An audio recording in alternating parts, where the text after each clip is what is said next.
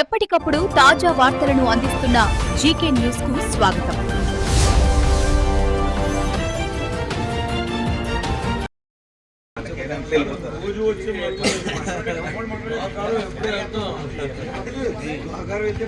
మనందరి ఆశా జ్యోతి, మనందరూ మరి శ్రేయోభిలాషి అయినటువంటి మన శాసనసభ్యులు, టీటీడీ బోర్డు సభ్యులు జ్యోతుల నెహ్రూ గారికి, అలాగే వేదికను అలంకరించినటువంటి అధిరథ మహారథులకు, ప్రజాస్వామ్య ఉద్యోగులకి అందరికీ కూడా ముందుగా నా యొక్క హృదయపూర్వక నమస్కారాలు తెలియజేస్తా ఉన్నాం.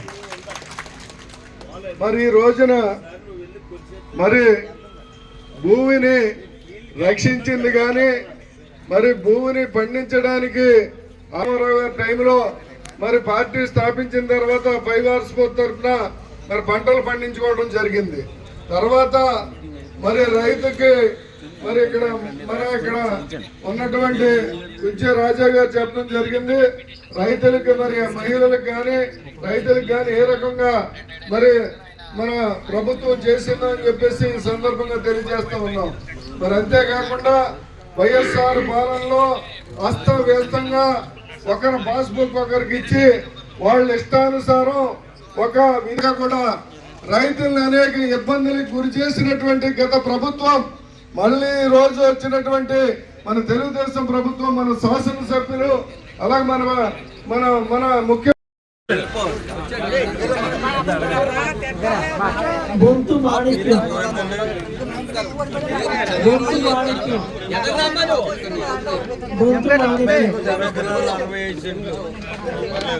పట్టుకోండి సార్.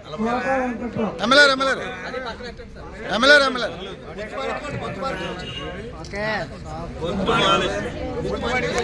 చూస్తలేదు, నువ్వే పెట్టి పెడతాం.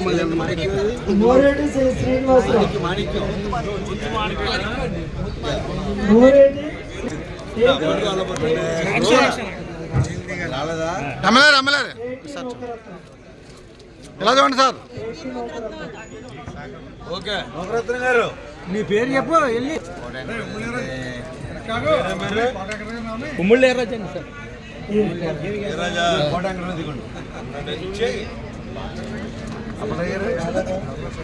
ఎంత భూమిది? అలా ఈశ్వరమ్మ 15 సెంట్లు. అలా ఈశ్వరమ్మ బాబు మీరు వచ్చండి.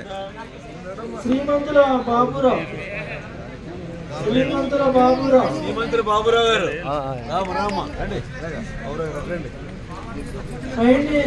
సతీష్ రమేష్ గారు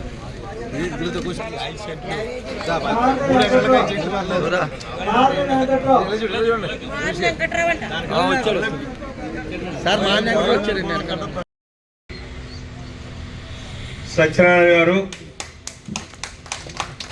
వేదికను అలంకరించినటువంటి పెద్దలారా, వేదిక ముందున్నటువంటి సోదరిమణులందరికీ కూడా నా హృదయపూర్వకమైనటువంటి ధన్యవాదాలు తెలియజేసుకుంటున్నా.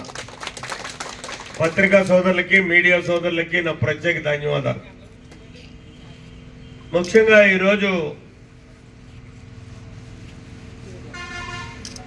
మీ భూమి మీ హక్కు అంటే నిన్నటిదాకా మీరే అనుభవిస్తున్నారు. దాని మీద హక్కు ఎవరిదో తెలియనటువంటి పరిస్థితుల్లో నిన్నటిదాకా ఉన్నటువంటి పరిస్థితి. దానికి కారణం మీరు అభిమానించి ఈ రాష్ట్రంలో వచ్చినటువంటి ఒక మంచి ప్రభుత్వం తీసుకున్నటువంటి మొట్టమొదటి కార్యక్రమం ఏదన్నా ఉంది అంటే మీ హక్కుని భూమి మీద మీకు పరిరక్షించేటటువంటి కార్యక్రమం. ఏకంగా ఒక జీవోనే రద్దు చేసినటువంటి పరిస్థితి. ఏంటన్నా జీవో? Title act. దాన్ని ఎవరి భూమినైనా ఎవరైనా ఆక్రమించుకుని ఇది నాది అని చెప్పేసి మనకున్నటువంటి బలంతోడు కానీ మనకున్నటువంటి రాజకీయ వస్తాదుతో కానీ మనం ముందుకెళ్తే అది భూమి అందా అయిపోతుంది. తాతల నాటి నుంచి మీ భూమి అయినా సరే నాకు వచ్చేటటువంటి పరిస్థితి. ఈ ల్యాండ్ టైటిలింగ్ యాక్ట్ ప్రకారం చూసుకుంటే అది గత ప్రభుత్వం జగన్మోహన్ రెడ్డి గారి ప్రభుత్వం ఇచ్చింది. దాన్ని ఇమీడియట్ గా మీరు కోరుకున్న ప్రభుత్వం వచ్చిన తర్వాత చంద్రబాబు నాయుడు గారు రద్దు చేయడం జరిగింది. అక్కడితో ఆగలే. ఇప్పుడు మీ భూమి తాతల నాటి నుంచి మీకు వచ్చినటువంటి భూము లేదా కష్టించి ఆరుగాలం శ్రమటోర్చి కొనుక్కున్నటువంటి భూము, ఈ భూమి మీద పట్టాదారు పాస్ పుస్తకం పాత ఉంటుంది చూడండి. ఇక్కడ ఈ పట్టాదారు పాస్ పుస్తకం గత ప్రభుత్వం ఏ ప్రభుత్వం ఇచ్చినా పట్టాదారు పాస్ పుస్తకం ఇది ఇచ్చింది. ఉన్నమాలో ఉండే ఇక్కడ ఎంబలం వచ్చి ప్రభుత్వ ఎంబలం తోటి పట్టాదారు పాస్ పుస్తకం వచ్చింది. జాతీయతా భావం పెంపొందించాలనేటటువంటి ఆలోచనతో మనకు స్వాతంత్ర్యం తెచ్చినటువంటి జాతీయ జెండాను ఇక్కడ ముద్రించింది. హక్కుని ఈ పట్టాదారు పాస్ పుస్తకం ద్వారా మీకు కల్పించింది. ఇక్కడ జగన్మోహన్ రెడ్డి గారి ప్రభుత్వం వచ్చిన తర్వాత ఇది పట్టాదారు పాస్ పుస్తకం. దీన్ని సెపరేట్ గా పట్టాదారు పాస్ పుస్తకం ఇవ్వాల్సిన పనిలే, ఇది ఉంది. ఇందులో మనం అమ్ముకున్నా కొనుక్కున్నా ఎంఆర్ఓ గారితో మార్పించుకునేటటువంటి హక్కు ఆ రోజు ఉండేది. కరెక్టేనా అండి? ఆయన కొనుక్కుంటే ఆ కొనుక్కున్నటువంటి దస్తావేజులు పట్టుకెళ్తే ఇందులో కలిపేవారు ఈ ఖాతా నెంబర్లో. ఇది అచ్చు కుదిరినట్టు ప్రభుత్వం హక్కుతో ఇచ్చినటువంటి పత్రం. మరి దీన్ని మార్చాల్సినటువంటి అవసరం ఎందుకు వచ్చింది? ఇక్కడ కేవలం జగన్మోహన్ రెడ్డి బొమ్మ వేసుకోవడానికి. ఎవడబ్బ సొమ్మంటిది భూమి? నువ్వు ఆరుగాలం కష్టపడి సంపాదించుకుంటే వచ్చినటువంటి భూమి, నీ తాతల తండ్రుల దగ్గర నుంచి వంశపారంపర్యంగా హక్కుగా వచ్చినటువంటి భూమి. ఈ భూమి మీద 5 సంవత్సరాలు మీరు ఇచ్చినటువంటి అధికారాన్ని ఇవాళ పోయాడు, అడ్రస్ లేదు. నేనెంత జగ్గంపేట శాసనసభ్యుడు, అతను పులివెందుల శాసనసభ్యుడు. ప్రతిపక్షం కూడా కాదు, నాయకుడు కూడా కాదు. మరి బొమ్మ వేసుకోవడం ఏంటండి?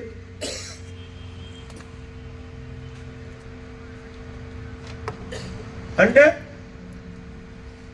ఇది నీదో నాదో తెలియనటువంటి పరిస్థితుల్లో ఒక అయోమయం భయానక వాతావరణంలో జగన్మోహన్ రెడ్డిని మనం కాదంటే ఈ మున్నా కొడుకు మన భూములు లాగేసుకుంటాడేమో అనేటువంటి భయంతో మీరుండాలని అతను ప్రభుత్వంలో ఇచ్చినటువంటి సంక్షేమ కార్యక్రమాల్ని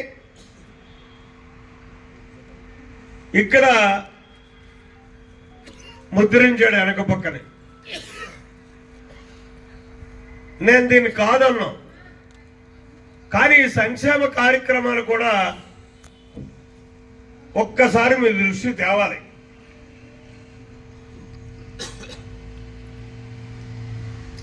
అమ్మ ఒడి తను ఏమన్నాడండి ఎన్నికల ముందు? ఎంతమంది చదువుకుంటే అంతమందికి కూడా కుటుంబంలో ఉన్న పిల్లలకు నేను అమ్మ ఒడిస్తాను అని చెప్పాడు. ఇచ్చాడా? తీరా అధికారంలోకి వచ్చిన తర్వాత ఒక్కడికే ఇచ్చాడు. ఒకరిని చదివించు, రెండో వాడు ఉంటే ఒక కర్ర ఇచ్చి దోళ్ళు గాయించు. ఇది అతను చెప్పినటువంటిది. అంటే చదువుకుంటే తెలివైన వాళ్ళు అయిపోతారు. నా మాట ఎక్కడ వింటారు మీరు? ఇప్పటికే సగం సగం తెలివితేటలతో నా మాట వింటలే, నా ఆట సాగటంలే. పూర్తిగా పరిపూర్ణంగా మీరు అంతా చదివేసుకుంటే మా మాట వినే పరిస్థితి ఉండదు. ఆ దురాలోచనతోటి ఈ సక్రమంగా అమలు చేయలేనటువంటి దాన్ని గొప్పగా చెప్పుకుంటూ అమ్మ ఒడి అని చెప్పేసి ఒక బొమ్మ వేశాడు. ఇక్కడ అక్కడితో ఆగలే. జలయజ్ఞం అంటే ఈ జలయజ్ఞం అనేటటువంటి కార్యక్రమం యావత్ ఆంధ్రప్రదేశ్లో ఉన్నటువంటి ప్రతి ప్రాజెక్టుని పూర్తి చేయడానికి ఆనాడు మాటిచ్చి కార్యక్రమాన్ని పెట్టి రాజశేఖర రెడ్డికి వారసుడిగా నేను జలయజ్ఞాన్ని పూర్తి చేస్తాను అని చెప్పి గొప్పగా చెప్పుకున్నటువంటి ఈ వ్యక్తి ఒక్క ఎకరం నీరు కూడా కొత్తగా ప్రాజెక్టు ఏ ప్రాజెక్టుకి కూడా ఒక్క ఎకరానికి కూడా నీరు ఇవ్వనటువంటి నికృష్టమైనటువంటి పాలన చేశాడు. ఇది కరెక్టా? ఎక్కడికో పోవక్కర్లే, మీ తాళ్ళూరే, మీ వెనక నెత్తి మీద ఉన్నటువంటి లిఫ్ట్ ఇరిగేషన్ స్కీమ్ ఏమైంది? 31,000 ఎకరానికి నీరు ఇవ్వాల్సినటువంటి ఆ పథకం నిర్వీర్యం అయిపోయింది. ఇక జలయజ్ఞం ఇది అమలు చేయగలిగాడా అంటే అతను అబద్ధపు పాలన ఏ రకంగా జరిగింది, మళ్ళీ నమ్మించడానికి ఏ రకంగా ప్రయత్నం చేశాడు అనడానికి ఇదే నిదర్శనం. అలాగే మద్య నియంత్రణ దప్పదప్పాలుగా మద్యాన్ని నియంత్రిస్తాను, 5 సంవత్సరాల్లో సంపూర్ణంగా మద్యం లేకుండా చేస్తాను అన్నాడు. చేశాడా? చెయ్యకపోగా కల్తీ మద్యం ఇచ్చి ఎంతో మంది ప్రాణాలు పోవడానికి కానీ ఆరోగ్యాలు సర్వనాశనం అవడానికి కానీ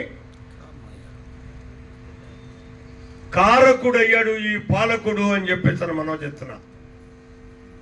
అంతేకాదు ఇక్కడ ఈ మద్యం అడ్డు పెట్టుకుని 3,500 కోట్ల రూపాయలు దోచుకున్నటువంటి దొంగలు ఆ పాలకులు అని చెప్పేసి మనం చెప్తున్నాం. అంటే అతని ఫెయిల్యూర్స్ అన్ని కూడా ఇందులో ఉన్నాయి. మనల్ని భ్రమల్లో పెట్టి మళ్ళీ తిరిగి ఓటు సంపాదించాలని ఈ కార్యక్రమాలన్నింటినీ చూపెడుతూ ఏది అమలు చేయకుండా ఒక భ్రమలో మనం బతికే విధంగా మోసం చేసినటువంటి వ్యక్తి జగన్మోహన్ రెడ్డి అని చెప్పడానికి ఎక్కడ సంకోచించాల్సినటువంటి అవసరం లేదు. ఆరోగ్యశ్రీ అన్నది కానీ ఫీజు రియంబర్స్ మీ గ్రామంలో గత 5 సంవత్సరాల్లో CMRF అన్నది ఏదన్నా ఒక్కడికి వచ్చినటువంటి పరిస్థితులు ఎక్కడన్నా ఉన్నాయా అండి?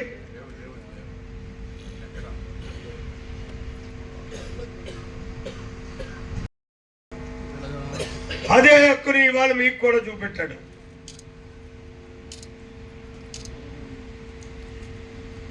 రెండు దిక్కులు వేసాడు, ఒక దిక్కును కాదు.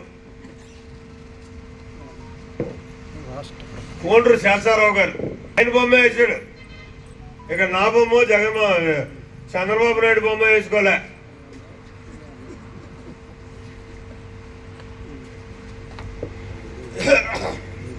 రాకుండా దీన్ని ఏమంటారండి?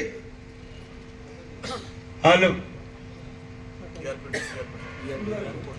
CR code, PR code, QR code ఇది మీరు స్కాన్ చేసుకుంటే విఆర్ఓ దగ్గరికి వెళ్ళక్కలే మీ భూమి వివరాల కోసం,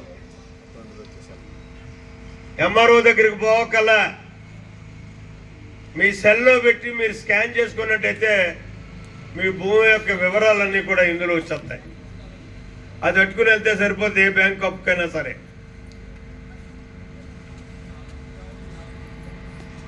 ఉంటే పూర్వం అయితే కర్ణాల దగ్గరికి వెళ్ళేవాళ్ళం, ఇప్పుడు విఆర్ఓ దగ్గరికి వెళ్ళాలి, ఆ విఆర్ఓ గారు మా ఎంఆర్ఓ ఆఫీస్లో ఉందండి అంటాడు. అది కూడా చిరిగిపోయో నలిగిపోయో ఉంటుంది, తిరంగా రాదు. కానీ ఇవాళ ఈ పాస్బుక్లో స్కాన్ చేస్తే ఆ కాపీ మీకే వచ్చేటటువంటి పరిస్థితి కల్పించాడు చంద్రబాబు నాయుడు గారు.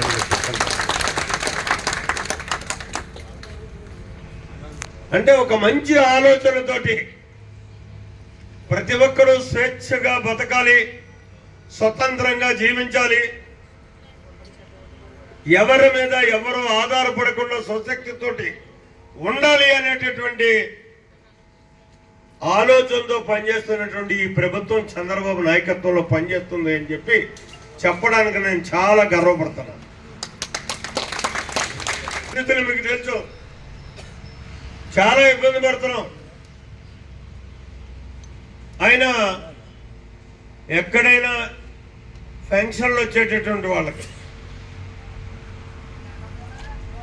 1వ తారీఖు దాటకుండా వస్తున్నాయా లేదా,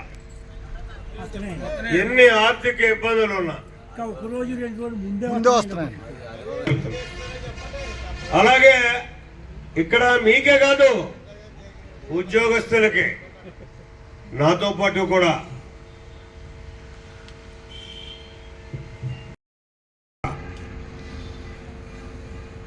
అతను పరువు కూడా తీసాడు. ఈ వైఎస్ఆర్ రైతు భరోసా అనేది ఎంత అన్నాడండి,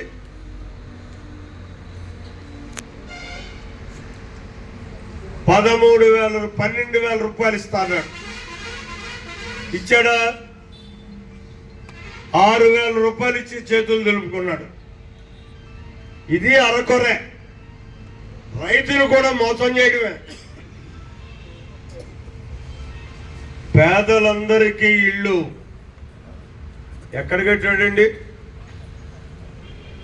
మీ ఊళ్ళో ఏమన్నా ఇల్లు కట్టారా అయ్యా?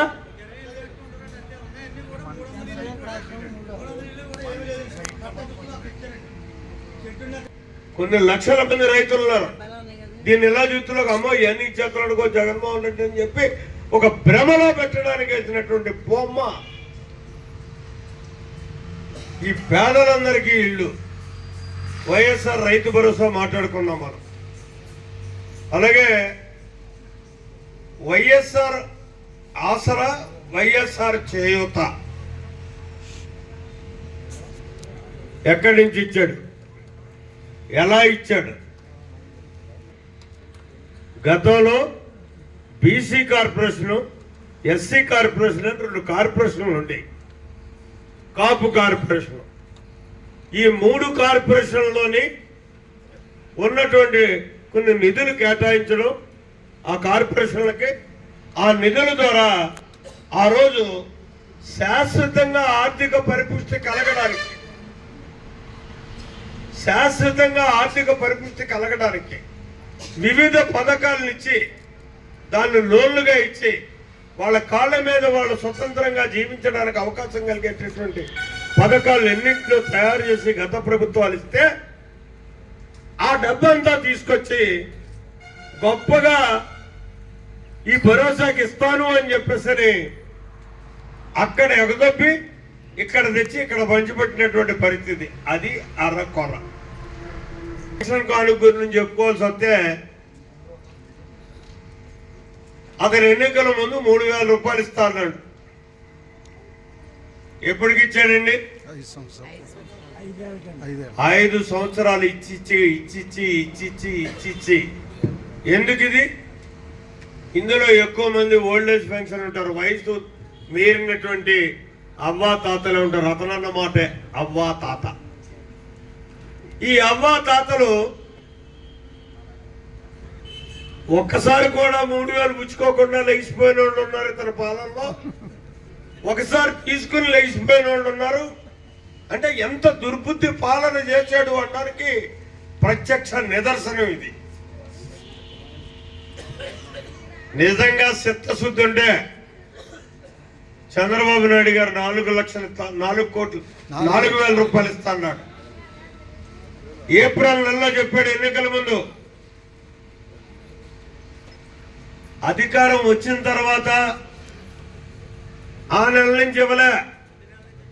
ఏ రోజైతే మాట ఇచ్చాడో నేను ఇస్తాను అని చెప్పి ఏప్రిల్ నెలలో అప్పటి నుంచి కలిపి అధికారం వచ్చిన దగ్గర నుంచి 7,000 రూపాయలు ఒక్కసారిగా ఇచ్చినటువంటి పరిస్థితి. అది పాలకుడికి నిస్వార్థంతో ప్రజలకు సేవ చేయాలనేటటువంటి తపన ఉన్నటువంటి వ్యక్తి చేసేటటువంటి కార్యక్రమం అని చెప్పేసి మనం చూస్తున్నాం.